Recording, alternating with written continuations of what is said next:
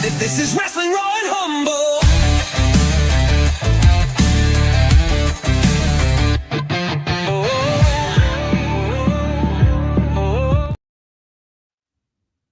Welcome to Around the Turnbuckle. I'm Big Al. That guy right there is Professor Keith, my partner in crime. And as I have stated and as we have posted, there is no guest this week on Around the Turnbuckle. Next week, we will feature from Frontier, the captain himself, Alexander Barnes, will be here next week. That is Alexander Barnes next week on Around the Turnbuckle at 7 p.m. Sunday, guys. Every Sunday, we're going to sit here. We're going to talk some wrestling. But tonight, Professor, we're going to talk about whatever they want to talk about. Yeah, let's do that. Before we do that, can I please do a special birthday shout out to my son who turned 25 today? Of course you so can. I don't. Come on. My nephew, your son. Come on now. You think I'm going to say birthday, no to Alan. him? Happy birthday, Alan. I know he's down in Hershey Park today enjoying a good birthday down there with some. He sent me pictures of the food that he's been eating and the desserts and he's on the water park, the safari, Hershey Park in it today. So some supporters are here. Motorman. Yeah. Love you, Dave. Greetings, everyone. It's always great to gather around the turnbuckle and let's talk some wrestling. Butcheroni. Mike Butcheroni, hello. Hello, sir. Christopher, what's up? And happy birthday, young Alan. Thank you for that. Of course. Sometimes, Alan, this is what he does, Keith. He watches Around the Turnbuckle, but much like Raw and SmackDown these days, he watches the first 5 or 10 minutes, and then he watches the last 5 or 10 minutes because he said that's the best stuff. That's the generation. You agree with that assessment, or? I mean, I don't know that we always do that. I feel like when you're going to, let me apologize, everyone. I need to mute my television. I apologize for that. The way I look at it, and I was listening to, because this somewhere you and I differ. I'm a big fan of Kevin Nash's podcast. I know you're not so much. But Kevin Nash was talking about. See, I look at him almost like he's kind of my spirit animal in a lot of ways. But Kevin Nash was talking about it's not about the moves, it's about the story. And I feel like anything that's really great in our business is about the story. And I'm a very story-oriented guy, and I think you are as well. I mean, what we do, right, it's the story. You and I don't do anything physical. I've done a couple of things physical, obviously, so I can't say that. You now have finally this year done something physical. But what our role usually is to be the passive, non-physical observer that talks about and tries to get you even more invested in what's happening physically. Right. And that was something Nash talked about really extensively this week, is the story. And I think the story is everything in what we do. You can do. Thank you. Thank you so much. Thanks, Greg, for saying that. Yeah, Greg. Yeah, it always means the world. We disagree wholeheartedly, but exactly. You're saying I'm still going to, whenever you say, Greg, I'm going to say you're saying that because you like us. You hung out with us, you know us, you like us.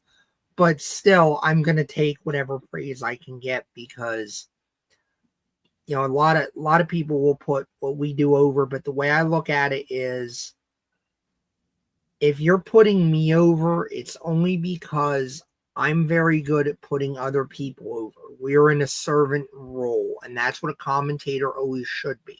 You should be a servant of whatever matchup you're talking about. I've always felt that way.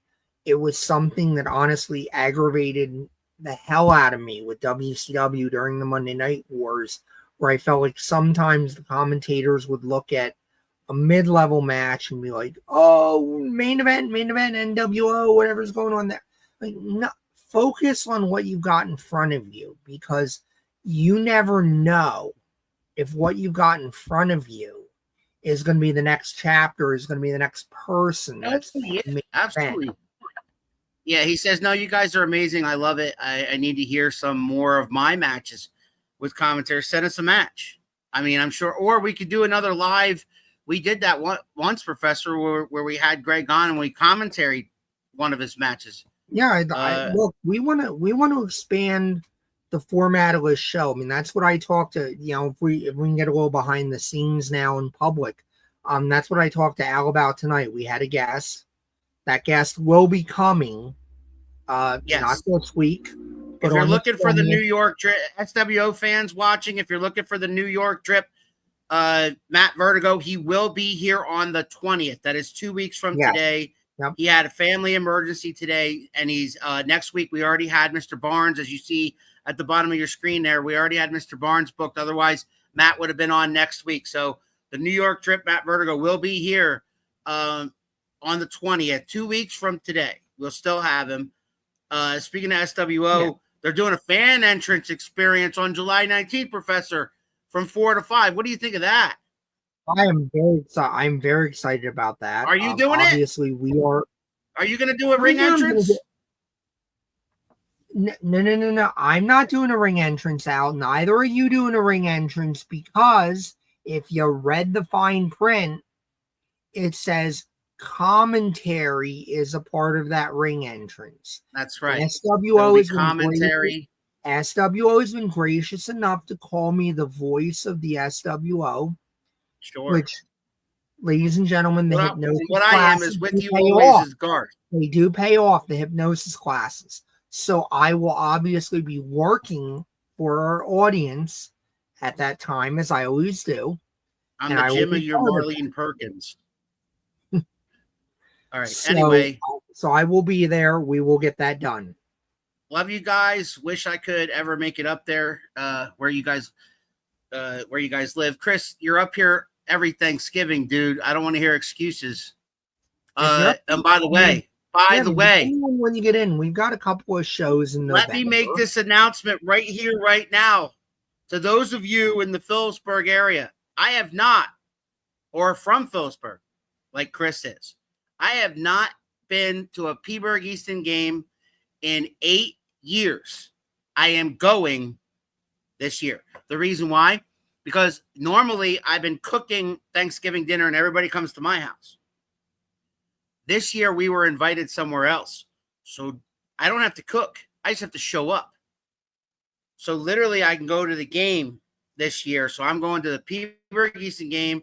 I hope I see you there, Chris, you and your lovely wife. I hope I see you guys there this year. I will be at the Peaburg Easton game this Thanksgiving. I know it's July, and that's a little early to be announcing that, but I will be at the game. I will be there too. Let's look. Obviously, I'm going to find you. I'm going to find you. I don't know where you'll be, but if you're going to be up here anyway, I mean, we'll probably manipulate something to at least get to a Quakertown show. I know we're going to have a show in November. Probably going to be our last show of the year. It typically is, but. Breaking news. I just got a text message direct from the New York Drip, Matt Vertigo, who apologizes for not to our audience for not being here today. However, he can 100%. You got a family emergency. There's no. He can 100% do the 27th. That's 3 weeks from today, folks. So I'm telling him. So Matt Vertigo will be here on July the 27th. Yeah, if you've seen Matt Vertigo before, you know he is worth the wait, ladies and gentlemen. Absolutely. So he will be here. So that means that July the 20th is family emergencies are a past. Absolutely. Of course. We're not disputing that whatsoever. Greg, maybe we can have Greg. Are you available on the 20th? Maybe we can do have you on and call your match. I always love on the 20th. That'd be fun. He sends me matches all the time that I look at and critique. I got it cramped. Okay. Anyway. Do to yourself. Nice. We got like 10, 15 people talking or watching right now. So if you guys want to talk about something in particular as far as the WWE goes or latest wrestling talk or anything like that, anything, just keep it non-political, please. The 20th, yes. Who does he think he is? Who does he think he is? Does he think he's Daniel Bryan? Don't talk him out of it. Do not talk him out of it. Don't. All right, Thundercat. Breaking news: Thundercat will be here in 2 weeks, live, and we're gonna call one of his most recent matches. I hope. Okay, yeah, let's do it. I'm still working on for myself. I was out at Daniel Frontier Bryan. Pro Wrestling yesterday, and I did speak to some folks out there. Miguel Del Barrio's show. Frontier, Frontier coming back from hiatus. Had a very good show yesterday. I mean, did not miss a step. They're coming into Colossal Con over at, I believe it is, where is it? It's the big casino out there in the Poconos. What is that? Is that Mohegan Sun? Mount Airy. Could be Mount Airy. Miguel, if you're watching, please correct The Mohegan me. Sun. Well, okay, the Mohegan Sun is an arena up in where they have wrestling a lot, so that might be it too. I think it is Mohegan Sun again. Miguel, if you're watching, or if anybody from FPW is watching, please correct me and let's get this correct.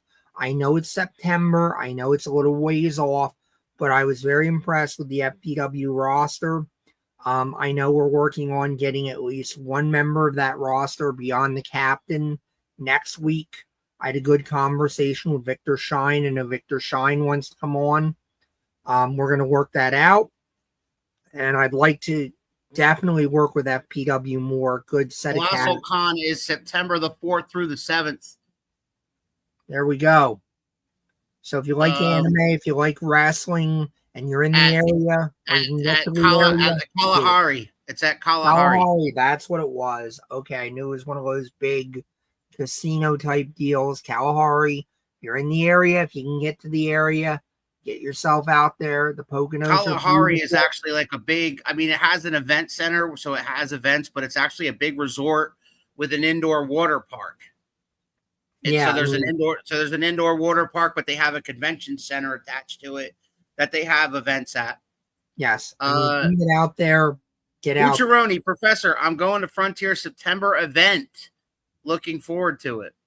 Yeah, I don't think you're gonna be disappointed, Mike. What I saw yesterday, which was one of our smaller shows, very intimate venue. I went as a fan instead of in my capacity as a commentator, as a worker. I thought it was going to be a lot more awkward than it was, but how was that though? You missed it though, didn't you? You missed it a little bit.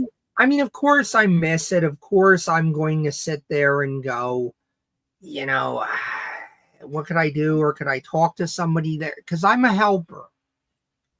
As Mr. Rogers used to say, I grew up on Mr. Rogers. He said, look for the helpers. And I always try to be a helper. If you're going to give me money in this business, if you're not, I love this business so much. I just want to be a helper. I want to help people wherever I can for whatever little experience I have. Because obviously I'm still at the phase of like, wait, people think I'm good at this? 3 hours, dude. We've been doing this 3 years. Like I know we've been doing Around the Turnbuckle for 5, but we're in year 6. But like as commentators, we've been doing commentary for 3 years. So it's not like we're as green as gills and that kind of thing. No, but I feel like I'm still a rookie, and I feel like I'm still at a place where it's like it's the 5-year rule, right? Isn't that the 5-year rule? For me, definitely. I look at it as I'll talk to someone if they want my advice, whatever it's worth, but I also want to hear from them and what their perspective is. Because here's our first question then. When do we think Seth cashes in, or Naomi? Right now, I don't see an opportune time for either one. We talked about Seth in depth, at least as far as it concerns Saturday night's main event. And I think a lot of that is going to depend on how you are going to book that match. Because Goldberg is saying flat out, like, this is the end for him. So if he winds up with the belt, you almost have to have Seth cash in, because you're gonna fuck up the Cena thing if Goldberg wins, forfeits the belt, and it's not like you bastard, da da da da da, which you're not gonna do on Bill Goldberg. You're just not gonna do it this stage of the game, and that's gonna screw up what Cena's doing because Cena's whole thing is I have the belt to then make everyone a paper champion afterwards and screw you. So either you're going to screw up Cena's thing or you're going to confirm to everyone the world heavyweight title is a piece of shit participation belt. And if you have a participation belt in your company, why does that belt exist? It's a bad idea. My thing is, Keith, why take it off Jey Uso if you're not going to do what I think they're going to do, which is have Gunther versus, you could have had Gunther versus Goldberg. He insulted his family. You didn't need the title involved. Why have it if you're not going to have the switch? Goldberg's going to win the title, but he's going to get his ass beat afterwards, and then Seth's going to cash in on a dead Goldberg. I mean, you can do that. The problem with that is, so where do we pivot? Because Gunther can't come back at it because you're not turning Gunther. Not yet. Later. Have Gunther win the Rumble or something. So now we have to have, where is our face, which is in theory Jay. Now what we could do there is we could do Jay tries to come at Seth direct. Yeah. Seth chicken shits it and says, nope, you didn't earn it. I'm not giving it to you. Jay's got to do the 12 waivers of Hercules to get at it. No, I'm serious. I know. Let's do the mythological perspective. Jay's got to do the wrestling equivalent, whatever that is in WWE's mind, of the 12 waivers of Hercules to get the number one contendership. We can build that to a big show. We can get a couple of shows out of the build-up. Come to whatever the big show is where you do that. And then and then we can decide whether or not Jay has to go over, right? Depending on what that looks like. Right. Depending on where we are with that. Hey, guys, hope your night's going out. What's up, Captain? How's it going, brother? So far. People were commenting what we wanted. The one and only Prince Piranha. Naomi has to cash in on Jade to ruin her chance at winning. That would make sense. If Jade were to beat if Jade were to win at SummerSlam and that's her moment, she wins the championship, and somehow Naomi blindsides her and, cashes in there, and that keeps the Jade-Naomi feud going. Because, I mean, where do you go with Jade if she wins the title? You know what I mean? So the only way I do, so I'm of two minds, because you gave me two options. I love Piranha for that. He's so fucking smart. You have two options. So either I have to do kind of a Seth cash-in at Mania, right, where it turns into a triple threat when everybody is almost dead, and then you can come in and do the, I'm fresh, both of you are dead, I'll just pick whoever's the deadest and beat them, which in this case, have Jade be almost a little more dead so she can get the heat on Jade and do that. I heard after SummerSlam, Tiffy Time's going to go do a movie. Yeah, I've been hearing that too. So, I mean, you could do that too, where you just Tiffany's really dead, which would make sense in that case. Like Jade's on the cusp, Jade has destroyed her, and that's when Naomi comes out and then picks the bones on Tiffy. Because if Tiffy is going to be out for a while, you're not going to fucking remember Naomi, basically pissing on her ashes. You won't fucking remember that because Tiffy can just come back strong as fuck doing whatever. I like my idea that Jade's champion for 30 seconds to a minute. But here's my thing. If you do that, you have to do the Tommy Dreamer Just Incredible from SummerSlam 2000 on that. Jade can never, ever, ever get the belt in her hands at that point.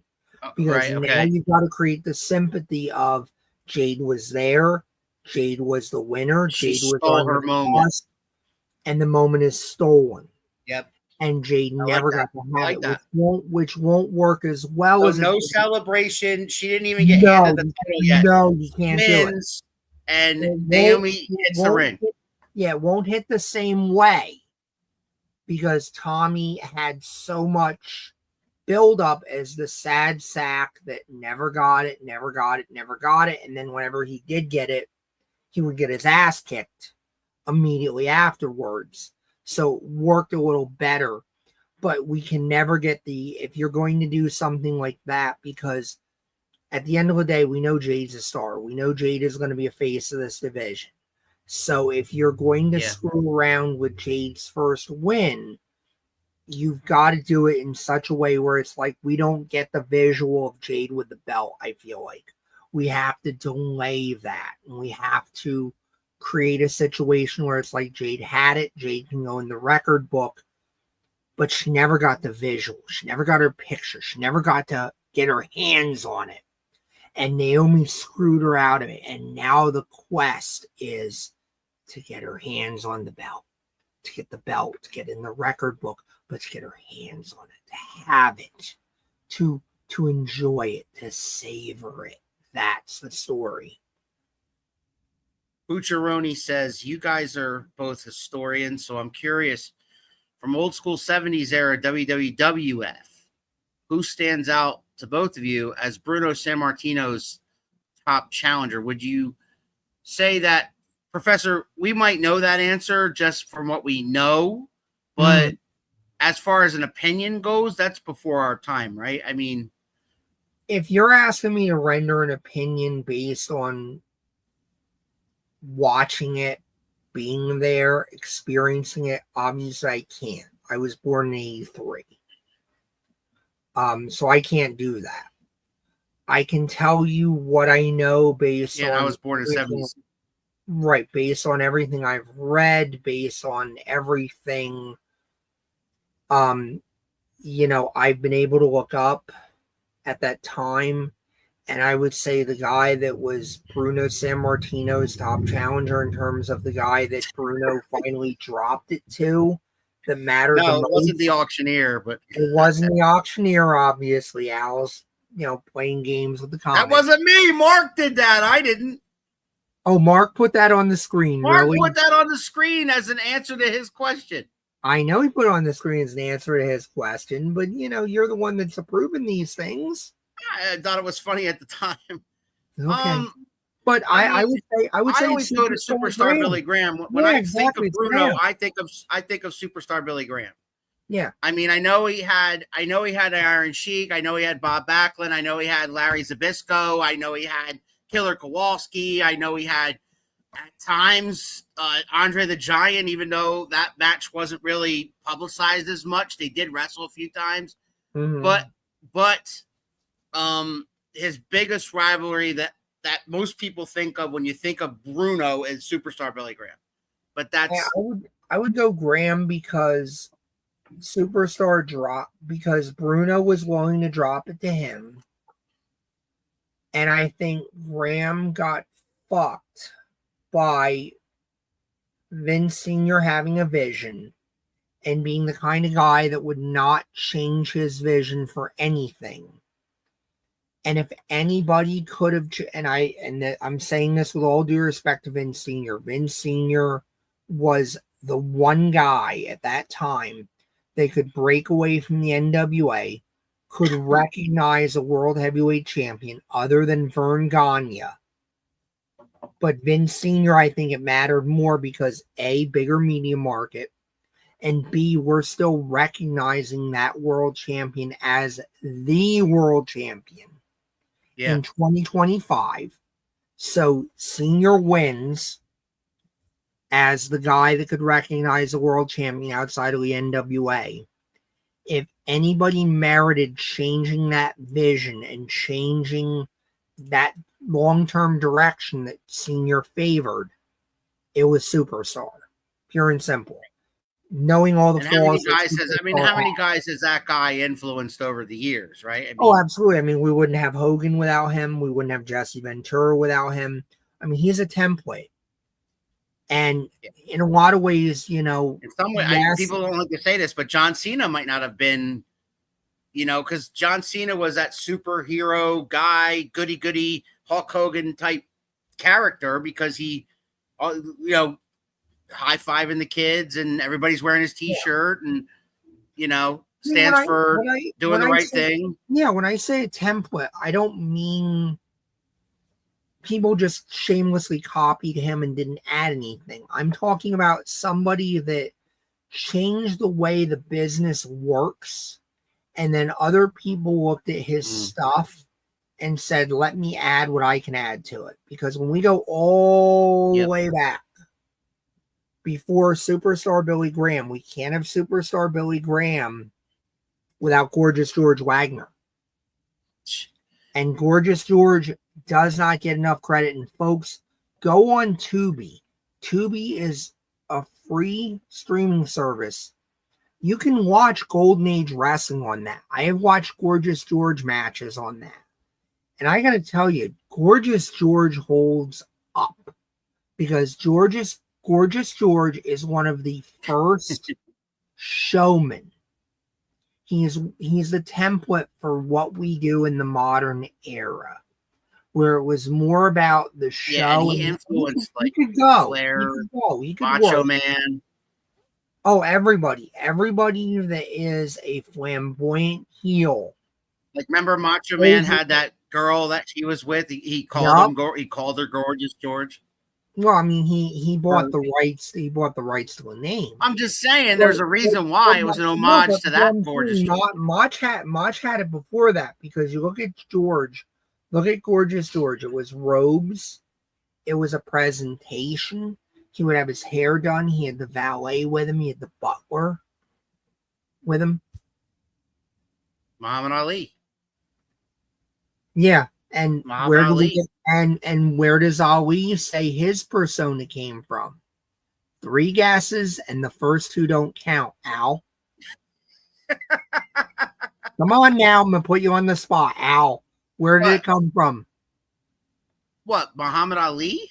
Yeah, where did Muhammad Ali credit his persona coming from? I have no idea. Well, that all came from the wrestler, Gorgeous George. We were just talking about. That's what you said. Crazy question, going back in time, but what are your thoughts on Dino Bravo? There's a name. Massively underrated. Dino Bravo. I love Dino Bravo. I love Dino Bravo to this day. A tragedy in our business. Yeah, he has a dark side. He had a very bad dark side. Yeah. No. The episode. Was there an episode on him? There was an episode on him. Yeah. Unfortunately, Dino got involved with the Canadian mob. Legit. Came to a tragic end. But I think when you look at Dino Bravo's stuff, I remember watching Dino Bravo as a kid, past Dino Bravo's time, the old WrestleManias. The work holds up.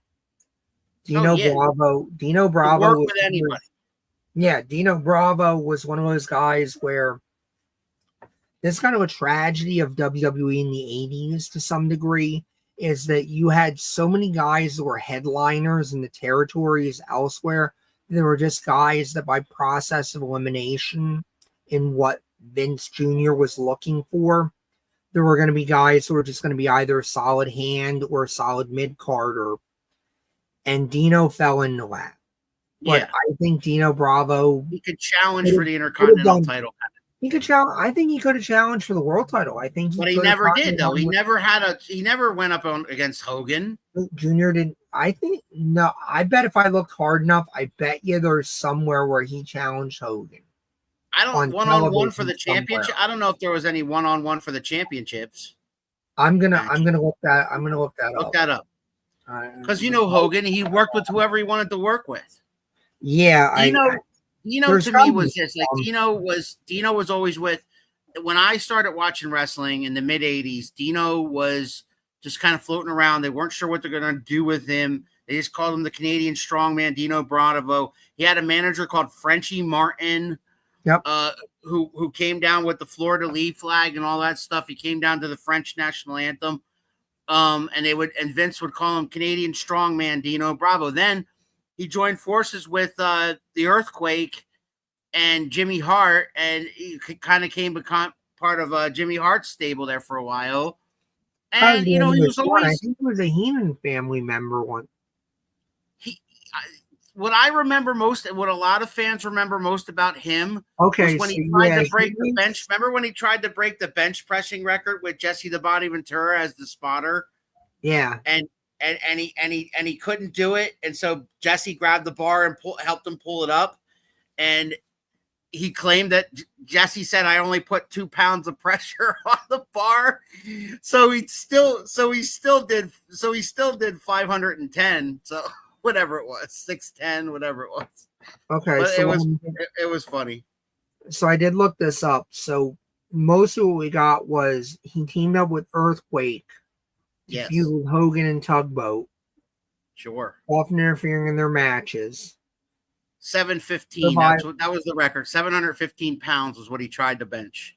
Yeah. So 1990, he was with Earthquake, Haku, and Barbarian against Hogan, Tugboat, Boss Man, and Jim Duggan. Okay, and then he did a lot of stuff interfering in Hogan's matches for that was Survivor Series, right? Yeah, that was Survivor Series 90, which would have been overshadowed obviously by the biggest event of Survivor Series 90. If I have to say it, you guys just don't need to comment anymore. You know what it is. Undertaker. Yep. And then they teased a match in Montreal between Hogan and Bravo, which makes sense. That was where Bravo was the most over. Hogan once did a stretcher job for Bravo in a tag match there. Brief feud with Warrior, unsuccessful challenge for the IC belt, and then had left in 92. So, I mean, yeah, Bravo was a guy that I think didn't get his fair shake in the WWF because I think Vince looked at him as just, he's over in Canada. He's somebody to use in Canada. And I think he could have done more. I really do. Yeah. And I really love D. That's a good one, Chris. Thanks for bringing him up. Because, I mean, he was something else, and tragically. But at the same token, knowing what was going on with him, though, behind the scenes, I wonder if that was part of why he never got the bigger push and he never got the trust, because they knew that he had an erratic lifestyle in his personal life. So I just want to apologize to our guest next week. It is going to be the Inferno King, Alex Phoenix. That is his wrestling moniker. I was putting up his real name up there, so sorry for the confusion. But the Inferno King, Alex Phoenix, will be here next week. And I did get confirmation from Mr. Vertigo that he will be here on the 27th, and Thundercat will be here on the 20th. So there we go. Next week on Around the Turnbuckle, we got the Inferno King, Alex Phoenix. On the following Sunday, we have Greg Thundercat Cable. We may or may not be calling one of his matches. And then on the following week, which is the 20th of July, we will have the New York trip, Matt Vertigo. So there we go. That's our lineup coming up. But yeah, Dino Bravo, great question, Chris. That was good. Yeah, good one. Dave said he agreed. He agreed with Superstar Billy Graham, but Zbyszko's a close second. Mm-hmm. We were supposed to have Zbyszko on this program. Remember that, Professor? I remember someone. I'm not mentioning any names. Yeah, I'm not going to cause heat. That's always my thing. Never cause heat with anyone. I mean, somebody did tell us that they could get Zbyszko here. It never worked out. We'll be calling one, and he has just the one. All right, I got to prepare. Sounds good to me, man. Fine, let's do it. All right, guys, good questions, man. Bucciaroni comes in with Bruno Sammartino. Keep them coming. Chris comes in with Dino Bravo. I heard a rumor of your upcoming guests. Please tell me it's fake news. Are you referring to the auctioneer? Because the auctioneer will be a guest here on I believe the first Sunday in August. I gotta check that. I got to confirm that. You didn't clear this with me. What are you Yeah, doing? I didn't clear this. I didn't. Why are you doing things Yes. behind my back?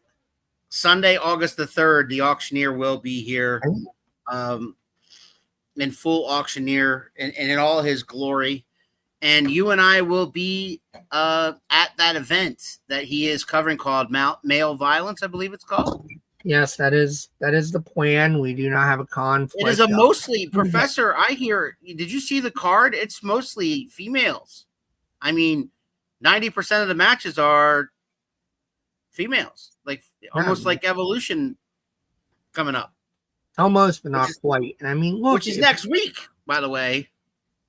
If anybody wants to talk Evolution or Saturday Night's Main Event, that's next week. That's next Saturday. I was just asking somebody today. The biggest Gunther mark I know, and he didn't know when Saturday Night's Main Event was. It's this coming Saturday, actually. Which is interesting because, I mean, he's a very casual fan, and he was saying he thought Saturday Night's Main Event was kind of the bullshit show. I was like, how do you look at free over-the-air network television as a bullshit show? Yeah, like NBC, 8 o'clock. All these ads and whatnot. It's like, but it's still over-the-air network television. It's live. Okay, you got to deal with ads. Yeah, the young people. I'm going to quote Ian McKellen from X-Men. Young people. I have lived to do that at fucking in my 40s. You got to understand, Professor, that, we live in an age where everybody streams and you can skip ads at that time. I stream a hell of a lot too, but I also don't tend to pay the extra money to skip the ads on most of my streaming. I'll just sit through it, or I'll pick up my phone, or I'll eat a snack, or there's a million things I can do to not pay attention to the ads if I don't want to. David says, wondering if the new Arizona women's champion, Elena Black, needs my managerial experience since she buried Cora. For one, I'm excited for this new era, but I'll always be Generation of Jade. Cora Jade is down there, and she is the Arizona women's champion now. What do you make of Elena Black, Professor, and her future? What do you think? I don't think I've seen enough of Elena Black to make a qualified judgment on that. Dave will tell you. Cora Jade is one of... So, for those of you who are fans of the Jim Cornette experience and the Jim Cornette's drive-through, they talk a lot about Cora Jade because Brian Last has a thing for Cora Jade. So whenever Cora Jade was on TV, of course, he would talk shit on the Tony Storms and the Mercedes Monets of the world. But when it came to talking about Cora Jade, she's the greatest thing since sliced bread. So hard to talk shit on Tony Storm lately. I mean, Tony Storm, man, the way she's I love me some Tony Storm. Yeah, the way she is totally 100% reinvented herself since the WWE days. And I was watching Tony Storm in NXT UK. Anybody that's getting over right now in WWE, Gunther, Finn Balor's partner. I was going to say, is that all that's going over? No, because names have changed, which is part of the problem. Finn Balor's tag partner in the Judgment Day, when I was watching him, he's changed his name since then. Oh, Jay McDonough. Yes. I am such a fan of McDonough. I am such a mark for what he does. Cornette calls him Funko Pop. No. JD McFunko Pop because of his big head. All right, so we have had more. We will have more male matches announcing soon. Malevolence. That's how you say it. Malevolence. He learned to say it. That's great. Bad Fellows will be at the auction house. There you go. That will be a change. Professor, I love this question. Look at this. What is the best match that we did commentary on? We don't want to hurt anybody's feelings. I don't, but if if you're asking us which one we did as a team, Yeah, you and I, yeah. I think it's easily Wolfman versus JT Cage for the hardcore title. In 3W. Probably because of the emotion involved in that. Right. I felt like I was more prepared to do that match, have notes, have everything else than I have for a lot of other things I've done. It's not the best show I ever did. The best show I ever did is different. I did that one by myself, which is part of why I think that is the best show I ever did, because I don't think I had a bad call on any of the matches, and I will probably never ever do anything as good as that again. But if you're asking for the best match, certainly the best match we did together, I think it's that match. Especially because that match has been replayed a couple of times on television since then. It's hard to say that, but yeah, JT Cage versus the Wolfman, which retired the Hardcore Championship. No, not that one. It should have. It was going to, and then the reaction of the crowd kept it going for one more match. Wasn't that the one he put him through the table? It was retired. Three-way. He put him through the table, but then there was the three-way with Roadblock, where they did finally retire the title. Okay. A close second to that, and I love JT and the Wolfman, and that match. I love that as much as you do, but a close second to that was probably when we crowned our first Carnage Championship, just because of we helped create a championship in professional wrestling, and it meant a lot to me. I felt, and we got in the ring and presented the dude with the title. I don't remember the difference between the two matches. Is I remember lots of different pieces of JT versus the Wolfman, where that match, I don't remember all of it, but I do remember the finish, and that's where my mind is when I think of that match, when we handed him the Carnage Championship. JT Cage is the man. Don't say his name too many times, man. He'll show up. He will. I don't know about the best match you called, but the most entertaining was when you called was when you call one with the original family. Well, that's because Professor and I differ on our opinions of the original family, so it usually makes an entertaining conversation. Yeah, I mean, one of us has had to put hands on the original family, the other one not so much. Anyway, yeah, but that he asked for it. I'll say different, but he asked for it, and I had to defend myself.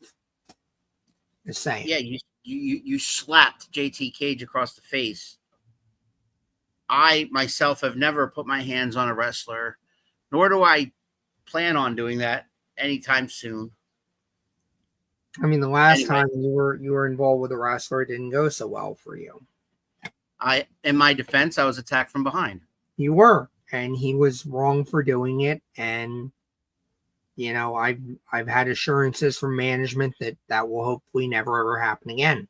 What do you think are best, like, SWO? I mean, I know I've only been with you for a few months because I was ring announcing for like 18 months. So what do you think your best SWO show was, even if it was without me? Last year's Summer Series is easily the best show I've ever called. I was blown up halfway through, and somehow I still don't hate anything I called on that show. It was a show where literally everything from the first match to the last match was a main event. Yeah. I had no color guy with me. It is probably the closest I will ever get to whatever the feeling was for Joey Styles of doing Barely Legal. Was I ring announcing? I think you ring announced that show. Okay. Because I had nobody with me with that one. Roadblock, up, man, Roadblock? has finally seen the light once again. Back in the good graces of the 3WA. You mean he's had enough of the original family, is what you're trying to say? Well, apparently it's mutual. because they turned on him Do you after think everything that he did for them. when the Roadblock returns to Quakertown, he's going to have a warm reception? You think that the fans will forgive him for his nonsense over the past few months? That's the $1,000,000 question, isn't it? I We'll feel like yeah, we'll say. I mean, it may be a case where he may have to explain himself. We don't know. I look at it, and certainly the original family unjustifiably attacked him, but as you just pointed out, I mean, he willingly went there. He turned on top shelf Tyler Sims, one of his best friends in the world. I mean, should we forgive him that quickly? You know what else we get? We're talking about Gunther and Goldberg earlier. You know what else we get on Saturday Night's Main Event? We get Drew McIntyre versus Randy Orton. That's gonna be good. That should be Right? really good. Come on. Who doesn't want some of that, guys? Come on. Who do you got? Who do you got? Roadblock, RKO, or the returning Drew McIntyre? Look at you slipping right back into like trying to throw shade on Roadblock after you've been sucking up for how many months? Because the original family now is my buddy. I heard the professor state that he wants to call at least one match with Bob Bushman. Can you explain what Bob would bring to the commentary table? There you go. I think Bob has a lot of experience. He has a lot of passion. He has a lot of love. And I think when you have passion and you have love, especially because I'm not trained to do anything I do, I'm just somebody that had a lot of passion and a lot of love and has studied. And that seems to be working out. Everybody seems to be okay with that. So I think Bob could do the same thing if Bob wants to do it. I'd love to see it. What he'd bring to the table, in my opinion, would be expertise, knowledge, lots of indie knowledge stuff. He's been following the indies a lot longer than the professor and I have. So he might see a guy that we might try to call a match. Just it's the first time we're seeing him, but he remembers him from a few years back. So I think that Bob has that indie historian in him that would bring a lot to the table calling a match with the professor. That'd be cool. Chad says, guys, I have no problem explaining myself to the Quakertown fans. I'll get on the stick and explain myself, but I'll tell you one thing. The original family is going to get payback. Notice he said, get on the stick. That's all I got to say about that. What are you trying to imply? I'm not implying anything. It's like you're trying to catch those hands. He said, get on the stick. He said it. All right. Anyway, this was fun, guys. Nice. Thank you, Dave. Thank you, Dave. Thank you for your continued support, Mr. Motorman. And we hope to see you soon at a 3WA show. You did say, if you're coming to 3WA one of these days, Dave, let me know, man. We gotta hit somewhere and get something to eat before the show right there. I agree with the professor. Bushman rocks. Bucciaroni, not so much. That wasn't where I was trying to go. Come on now. We have a lot of love for Bucciaroni. I love the fact that Bucciaroni is dabbling into the referee, getting into the ring, and learning this and learning this craft. You know, it just goes to show you that no matter how young or old you are, if you have a dream, you want to get something and do something, man, he gets to get in the ring and call some matches, and I'm sure he's thrilled to get started with that, and that's cool. Roadblock has nothing to explain to the fans. Yes, he does. What do you mean? He just said he does. Yeah, I think he does. He absolutely does. But you can love him. You can love him. You can turn the switch off and on like that. He needs to explain himself. Lucy, you got some explaining to do. Thank you, auctioneer. It's funny, if Roadblock was still wearing one of his original family shirts, I feel like this conversation will be very... You know that he and I have never seen eye to eye. The only time we did is when I saw him finally capture the 3WA Heavyweight Championship, and that was because I was proud of him. I mean, it took him 25 years to get there, but he got there. I mean, that's good stuff. Like, good job. That a boy. Roadblock, explain yourself to the What Quaker what Town do fans, and this then if something what happens at the commentary table and I just happen to Ooh, walk what is away, the best match? things happen. What is the best match you've ever watched on WWE? Boy, Oh, that's a debate. We could talk about that all night. We got 10 minutes left. I can answer that in 1 minute. Professor, no, we got 10 minutes. Yeah, but I can answer that in 1 minute. No, you can answer it in 10 seconds. Yeah. But go ahead. You know which one I'm going for. I know. Michaels Undertaker Mania 25. Okay, so A Shawn Michaels versus runner-up, a very close runner-up is the first ladder match, Razor Ramon, Shawn Michaels, WrestleMania 10. Yeah. It's a good one. I watched that one live. Taker Michaels, I watched it on. See, I think you got to go by era. DVD There can't be a best match of all time debate because I think you got to go by era because there was different people at different times. You know, there's the 80s, there's the Attitude Era, there's the Ruthless Aggression. And there's different styles. Yeah.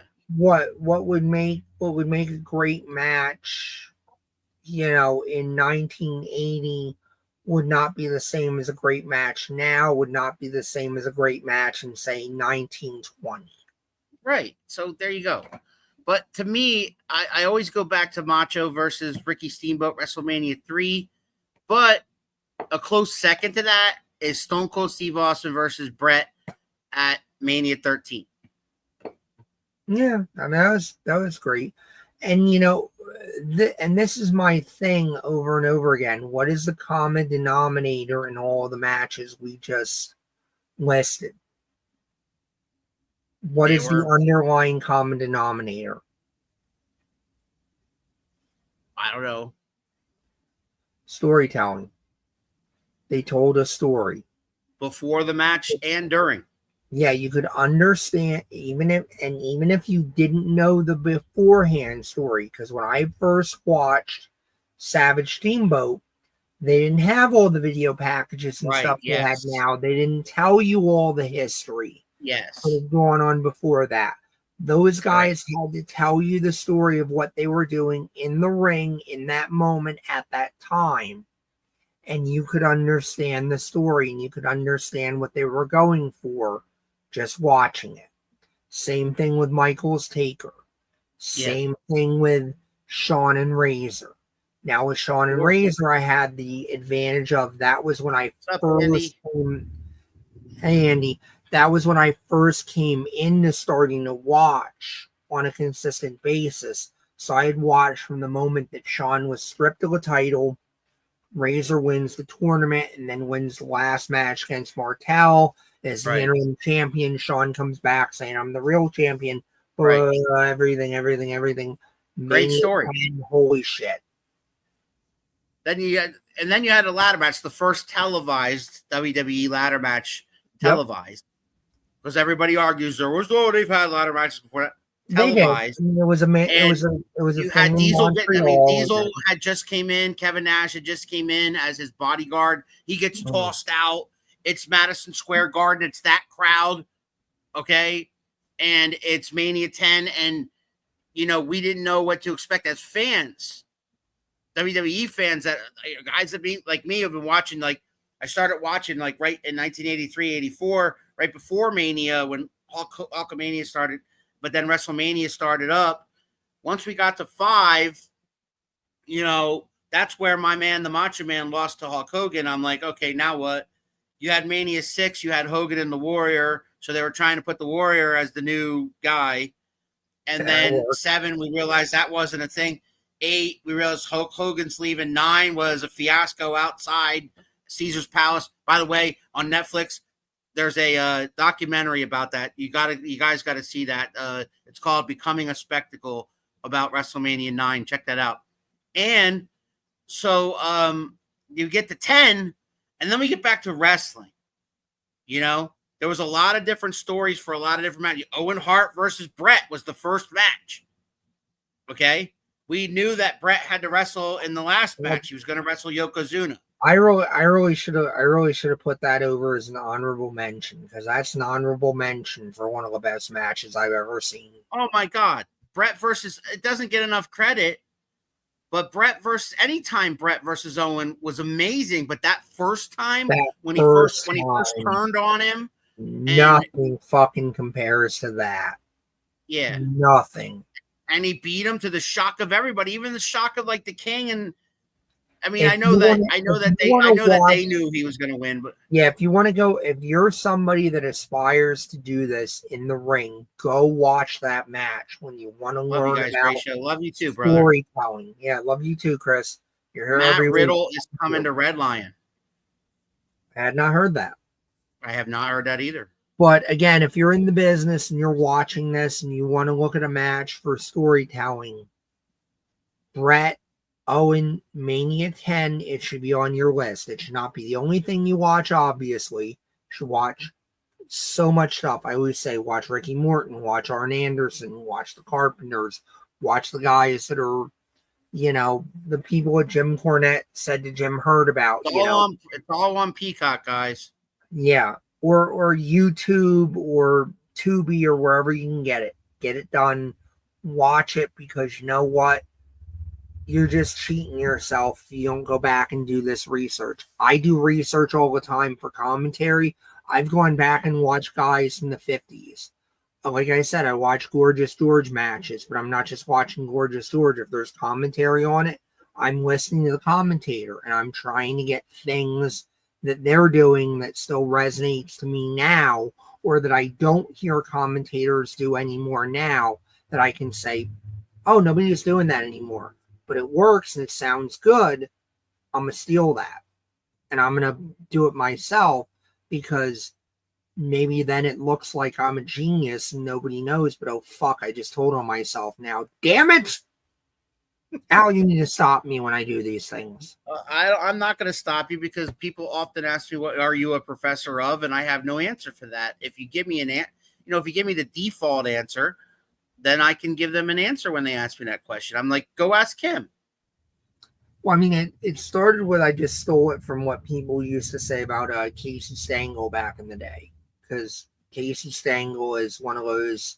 Great show, Alan Keith Bucciaroni. I'm coming for you, ref. Well, now you put your hands on the referee. I got to tell you, that's a bad strategy. That's a bad idea. Just throw it out. It's slamming Sammy. Yeah. All right, yeah. So we'll talk more about the Auctioneer and Malevolence and all that coming up in the beginning of August. But in the meantime, guys, next week on Around the Turnbuckle, we will have Alex the Inferno King, Phoenix. We will have the following week, we will have Greg Thundercat Cable, and we'll be calling one of his matches. So tune in for that. It's going to be fun. And then the following week, we will have the New York Trip. Matt Vertigo will be right here. That'll be on the 27th of July. That'll roll us right into August, right into the Auctioneer on August the 3rd. So the next 4 weeks, guys, we got guest after guest after guest. Tune in to Around the Turnbuckle every Sunday at 7. Share us, like our videos, get the word out. If you're a wrestler, a referee, a manager, a promoter, get in touch with us. Those dates go quick.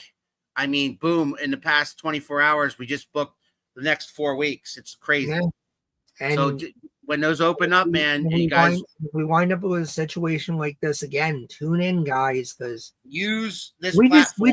We just did a whole hour with just our audience asking us questions. That's where we're at now. Love each and every one of you guys. Thank you so much.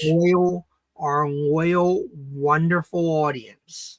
Thank you for us make the show. You guys are the everything, best. Guys. We will see the professor and I hope you guys enjoy this week. Saturday's main event is on Saturday. Evolution is on the 12th. The following weekend, SWO is back at Seven Valleys. And Professor and I will be part of that show as well at the commentary table. And then the following week, we're back in Quakertown for some 3WA. Tune in right here, guys. We love all the support. Appreciate you all. And I, as always, brother, I appreciate you, Professor. You want to say goodbye? Bye, everybody. You think you know me?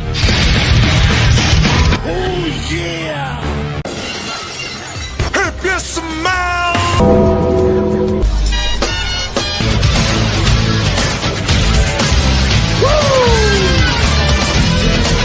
Calculations are correct.